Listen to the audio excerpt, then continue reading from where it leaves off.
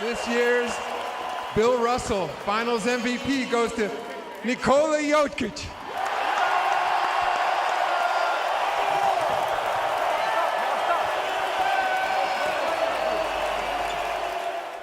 The Nuggets just flipped the Western Conference on its head.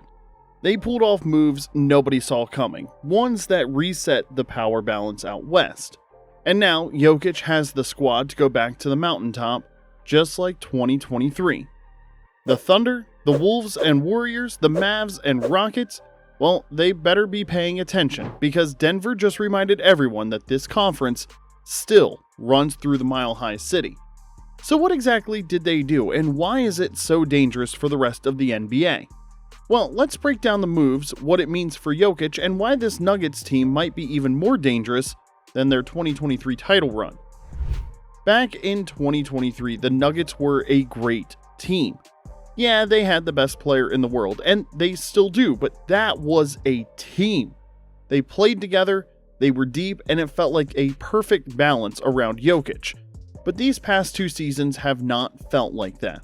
They became too Jokic dependent, and this offseason was all about getting back to that 2023 place, and here's how it happened. First, they traded Michael Porter Jr. I thought this was almost impossible. A very one-dimensional player who is very expensive. He was a key player in 2023, but he just hasn't progressed at all since then. And the fact that they had to beg him to play hard after games 1 and 2 in the OKC series. In those first two games, he had 8 points, 9 rebounds, and 0 assists. Sometimes maybe good, sometimes maybe shit. Oh, and no, that wasn't an average. That was his totals in those two games. I would say it's hard to win an NBA title when a starter is playing that poorly and getting paid $38+ million a year. So here's the trade. They sent MPJ and a 2032 first-round pick to the Brooklyn Nets for Cam Johnson. That pick is not great to give up, but what they got was so much more than Cam Johnson. If this was a straight swap, Cam Johnson is a much better player than MPJ. Shooting is about the same, but Johnson has more juice off the dribble and plays hard every night. But the key to this trade was much more than just a player swap. Johnson makes $17 million less than MPJ.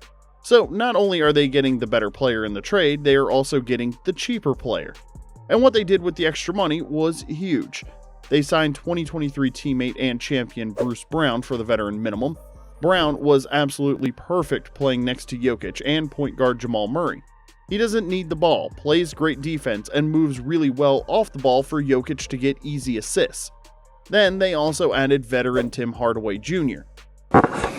What? Bro, what are you talking about, man? Now, is Hardaway a perfect player? No, he is far from it, but the last time he played with an elite passing big European in Luka Doncic, he had the best years of his career, both scoring and shooting. Pairing him up with the best passing big man of all time in Jokic will bring out the best in Hardaway Jr. Now, if you think that's where it ends, no. Denver had one more trick up their sleeve. They were able to trade the non-existent Dario Saric to the Sacramento Kings for center Jonas Valanciunas. Hey, that's pretty good. Saric was a total non-factor, just 16 games all year. Somehow, they flipped that into Jonas Valanciunas, the best backup big Jokic has ever had. That's a home run of a trade for Denver. But they still aren't done.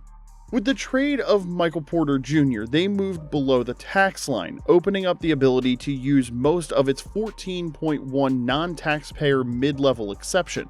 Now, some of that was used up with the Jonas Saric trade, but they still have some left. As of this writing, they haven't used it yet, but I'm pretty sure they will. I would predict an experienced backup point guard, maybe a Malcolm Brogdon or Corey Joseph type. Okay. They went from 6 playable guys in May to one of the deepest teams in the West. Check this out.